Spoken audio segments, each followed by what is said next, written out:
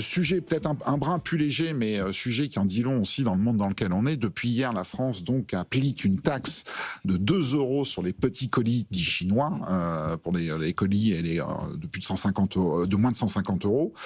Déjà, on a le sentiment quand même que ce réveil est un peu tardif par rapport à quelque chose qui s'est développé quand même depuis de nombreuses années. Est-ce que vous y croyez, vous, à cette mesure, à l'efficacité de cette mesure, avant qu'on rentre un petit peu dans les détails? Jean-Victor. Quand on en parle, j'ai l'image d'Amélie de Montchalin à Roissy, avec Serge Papin en novembre, où ils ont fait une opération pour essayer de contrôler 200 000 petits colis. Donc ils ont tout bloqué pendant quelques temps. Il y avait une montagne devant eux. On a vite compris que le défi était quand même de taille. Il faut juste rappeler que les petits colis, c'est 828 millions de petits colis qui rentrent en France, c'est 5,8 milliards d'euros de marchandises. Donc c'est une montagne, c'est gigantesque. Rien qu'à Roissy, donc la première porte d'entrée du fret aérien, c'est 775 millions de petits colis. Donc voilà, je crois que les chiffres parlent d'eux-mêmes sur cette question. Évidemment, c'est colossal. C'est colossal et c'est très difficile à contrôler. Alors, il y a la question du contrôle qui est épineuse, et puis il y a la question, je dirais, il y a l'exemple italien, puisque l'Italie a pris de l'avance sur nous et a mis en place début janvier cette taxe de 2 euros. Verdict, c'est qu'à peu près un gros tiers du trafic logistique a été réaffrété par d'autres pays européens, donc contournement de la taxe, assez logique finalement. Olivier Hansi, je voudrais réagir en disant il suffit d'y réfléchir. Oui, moi je suis assez étonné par rapport à ces sujets. D'abord, la réaction est très très tardive. Extrêmement tardive. Voilà, donc ça c'est le premier point. Et puis deux, on est dans un marché européen, il y a la libre circulation en Europe et c'est un principe absolu. Vous taxez sur l'arrivée en France, vous ne taxez pas sur l'autre arrivée d'un pays européen. Enfin, je veux dire, vous faites plaisir peut-être à vos électeurs, mais vous ne changez pas la donne économique. Et le premier point qui a été évoqué pour moi, là, je pense, je ne dis pas qu'on s'amuse, parce que ça va dans le bon sens, je ne vais pas dire le contraire, mais il y a beaucoup de ces produits qui rentrent sur le sol européen qui ne sont pas conformes à nos normes. Et là, on n'avait pas besoin de créer quelque chose. Déjà, commençons à contrôler et à responsabiliser cette plateforme. Peut-être qu'on ne peut pas remonter au producteur chinois qui met dans le paquet un jouet dont l'œil se détache et que peut avaler un enfant. OK, mais dans ces cas-là, responsabilisons ces plateformes et puis on fait agir la loi existante. Encore une fois, on réempile un truc qui est contournable, on le voit en Italie, au lieu de faire respecter le droit existant. Alors ça demandera du boulot. Je crois que c'est moins de 0,01% des colis qui sont contrôlés. Donc c'est epsilonesque. Ok. À la marge, quoi. On se met au boulot et on responsabilise ceux qui distribuent ça au lieu de, moi je trouve, tergiverser un petit peu. D'abord, on a tergiversé longtemps et puis on prend une mesure. Encore une fois, je pense qu'elle s'adresse plus aux Français comme un signal économique politiquement que comme un signal économique par rapport à ses exportateurs vers l'Europe. Est-ce que cette inertie, Jean-Victor, je vous prends juste après promis, mais est-ce que cette inertie, elle n'a pas aussi, elle ne reflète pas une sorte de risque politique? C'est-à-dire qu'on sait que quand même une partie de la consommation, et notamment chez les gens plus modestes, tenus par ces petits colis chinois, qui sont aussi les petits plaisirs de la vie. C'est aussi une réalité. Le véritable sujet, le piège dans lequel on a été, c'est la smicardisation de notre société, le fait que le 10 ou le 20 du mois, vous avez 30% des comptes des Français bancaires qui sont à moins de 100 euros. Enfin, je veux dire, on a une société qui s'est paupérisée et qui fait face à des défis géopolitiques ou environnementaux qui vont créer quelque part, ça va créer du coût en plus. Voilà, donc on est dans ce type de situation-là, très difficile à gérer politiquement, mais même pas énoncé. C'est-à-dire, si on se posait la question en disant, effectivement, il y a un sujet de paupérisation, comment on fait pour le traiter et qu'on arrive à poser au moins un constat, là, on part sur des mesures, encore une fois, on fait des emplâtres sur des jambes de bois, on ne traite pas à fond le sujet. Et effectivement, derrière, il y a de la consommation avec des ménages qui sont en situation extrêmement précaire dès le 10 ou le 20 du mois. C'est vrai que vous parliez de ça d'un point de vue politique. Il y a le fait qu'il y a une sorte de récit que veut déployer le gouvernement, qui est finalement on maîtrise la frontière. C'est ça le récit derrière. C'est l'enjeu de la maîtrise de la frontière face à une mondialisation qui peut être considérée comme très agressive.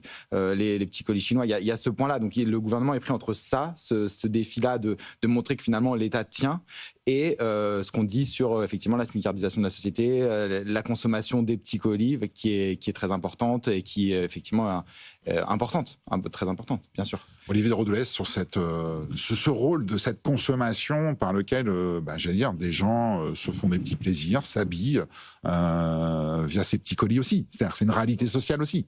Je pense que le vrai sujet, c'est le sujet de ces petits colis. Ça met l'accent, en fait, ça met le doigt sur les contradictions ou les faiblesses structurelles de notre modèle social dans un monde ultra mondialisé.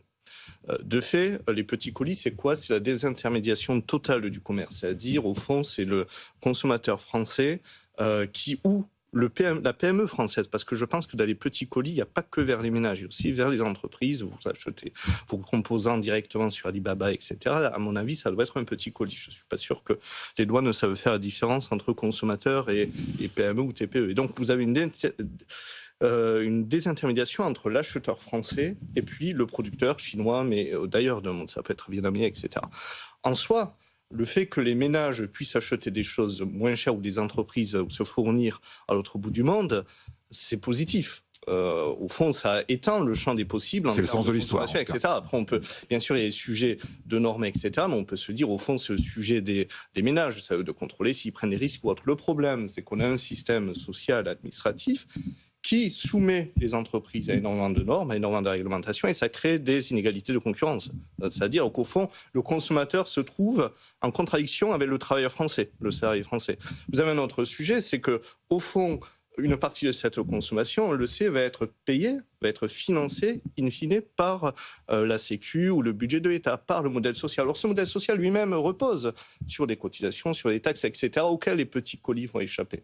Et donc, il y a un vrai sujet de choix de société. Soit on a un consommateur un peu optimisateur qui valorise son travail comme il le veut, mais du coup, il faut réduire sans doute les protections. Il faut sans doute mettre au même niveau les normes européennes, françaises et normes chinoises. Il faut peut-être réduire... Mettre au même niveau en descendant ou faire monter les normes chinoises. Le rêve des années 90, c'était qu'on montait, mais la réalité aujourd'hui, c'est qu'il faudrait... Si on suit ce raisonnement-là, il va falloir descendre. Sinon, il faut protéger au maximum. Et ça, c'est pas acceptable. Il faut se dire, du coup, si vous achetez avec de l'argent, en gros, du contribuable, c'est pour payer des choses qui vont financer le système social. Donc, ça aboutit vers quelque chose de plus protectionniste.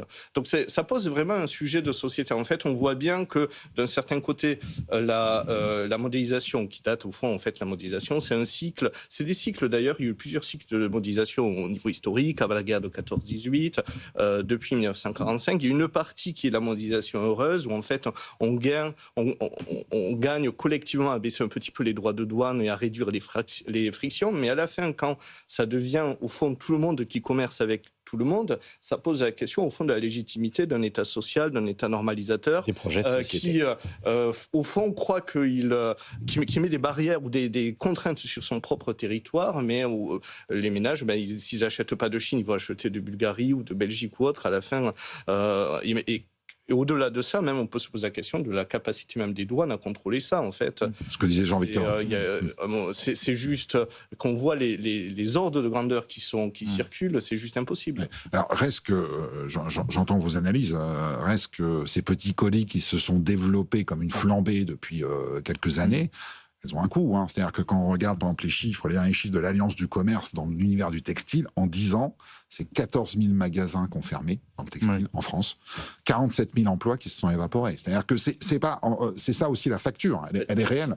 Alors, le sujet, c'est que vous parlez de commerce, c'est pas d'industrie. Donc, non, bien sûr. Non, mais là, je parle le textile est directement visé par ces petits colis. On a des intermédiaires toute la chaîne d'approvisionnement commercial, donc grossistes, etc. En fait, on a ubérisé le commerce des biens de consommation. C'est ça, au fond, les petits colis. De fait, on peut se dire le consommateur est roi. Mais le consommateur est roi, ça se perd en emplois perdus. La question, est-ce que ces emplois perdus, ils se retrouvent ailleurs ? Si j'ai envie d'être un peu optimiste, on a le taux d'emploi le plus élevé depuis 1975. Donc, de fait, en fait, les pertes d'emploi, elles ne sont pas visibles dans les chiffres macro. Sans doute qu'on a peut-être moins de commerçants et peut-être plus de gens qui travaillent ailleurs dans l'économie. C'est vrai que sur l'habillement, on a le sentiment que le consommateur considère que c'est toujours trop cher. Donc, Ils cherchent toujours le moins cher, donc d'où les petits colis et les t-shirts à 2 euros, etc. Et sur ce que vous disiez sur effectivement l'effet domino de toute la chaîne en France, on a vu toutes les marques qui ont été mises en redressement judiciaire ou liquidées ces derniers temps. C'est absolument incroyable, et c'était des marques qui étaient souvent un peu de milieu de gamme entre guillemets, donc qui étaient pas si cher que ça, mais peut-être trop cher par rapport à la qualité de ce qu'elles pouvaient proposer. Donc c'était ça un peu leur positionnement. Mais on voit aussi que certaines marques avec un positionnement plus haut de gamme, type par exemple, je pense à Jot, les doudounes colorées, sont aussi en difficulté. Et elles avaient par exemple, Jot, c'est un positionnement plutôt haut de gamme. C'est assez cher comme prix. Donc voilà, c'est compliqué. Je vais me faire un peu l'avocat du diable dans la question, mais finalement, est-ce que le consommateur lambda n'a pas le droit de faire ce que fait l'entreprise déjà depuis plusieurs décennies, qui a déjà choisi d'aller sous-traiter en Asie de la production? Et finalement, c'était ce à quoi on assiste, c'est la suite naturelle, finalement, aller directement à la racine, hein, comme on a fait il y a 10 ou 20 ans, aller dans un centre de déstockage d'une entreprise. Hein. Non, mais je veux dire, le citoyen consommateur reste un consommateur lambda à un moment. Oui, tout à fait. Et après, mais après, le même consommateur est un citoyen qui demande un système de protection, qui a en attente d'une transition écologique, la schizophrénie, etc. Et ce sujet-là, tant qu'on ne le traite pas, et ça a été très bien dit tout à l'heure, tant qu'on ne le traite pas dans le cadre d'un projet de société où on va s'autoriser éventuellement à faire du protectionnisme sur un certain nombre de choses, on ne résoudra pas cette contradiction-là. Et ça, c'est la grande carence sur laquelle on est, je pense, tous convaincus, quelles que soient nos opinions sur le bienfait ou les limites de ce type de comportement de libéralisation des échanges jusqu'au consommateur final. On a un vrai sujet de cohérence qu'on n'a pas résolu. Et encore une fois, là-dessus, il y a une responsabilité des partis politiques globalement. C'est leur rôle dans une démocratie de proposer un projet de société. Et aujourd'hui, je pense autour de la table, qu'on ne voit pas se dessiner où que ce soit. Alors, est-ce que, à l'inverse, la taxe qui sera mise, celle-là, au niveau européen, c'est-à-dire en juillet prochain, il va y avoir une taxe européenne de 3 euros qui va être appliquée.